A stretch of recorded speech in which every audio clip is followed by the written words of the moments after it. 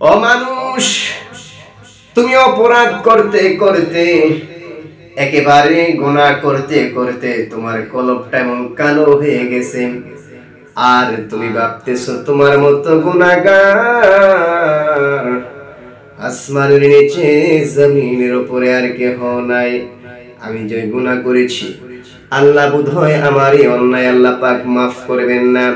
আল্লাহ ডেকে ডেকে বলেন, বান্দা রে, বলো কি রে বান্দা, তুমি যদি পাহাড় পরিমাণ গুনাহ করে আমি আল্লাহ পাকের দরবারে এসে হাজির হও, সারেন্ডার করো, আমি আল্লাহ পাকের কুদরতি দরবারে এসে যদি কান্নাকাটি শুরু করে দাও, তাহাজ্জুদ নামাজ পড়ে কান্নাকাটি শুরু করে দাও, তওবা করে ইস্তিগফার করে কান্নাকাটি শুরু করে দাও, ইন্নাল্লাহা ইয়াগফিরুয যুনুবা জামিআ, আমি আল্লাহ পাক তোমার সমস্ত গুনাহগুলি মাফ করে দেব।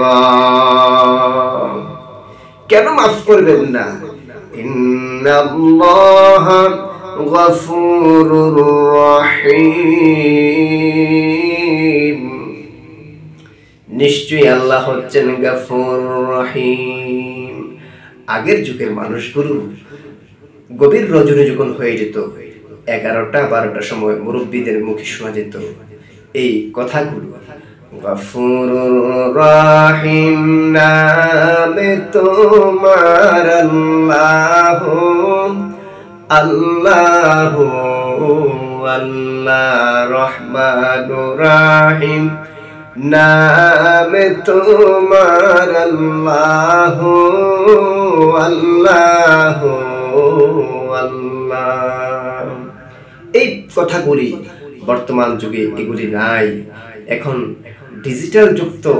তারপরও আমি আপনাদের প্রতি অনুরোধ রাখছি, যারা আজকের মাহফিলে উপস্থিত হয়েছেন, আপনারা এই আমলগুলো করবেন।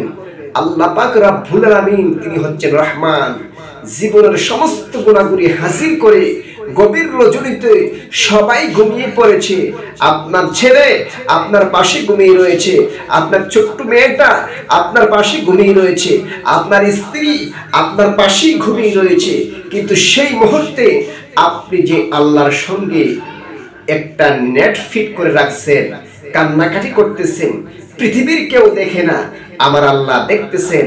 আর আল্লাহ পাক রব্বুল আলামিন সেদিন প্রথম আসমানে এসে আল্লাহ পাক আপনাকে ডাকতে থাকেন, বান্দা কি জন্য কাঁদতেছো? আমি আল্লাহ পাকের কাছে বলো।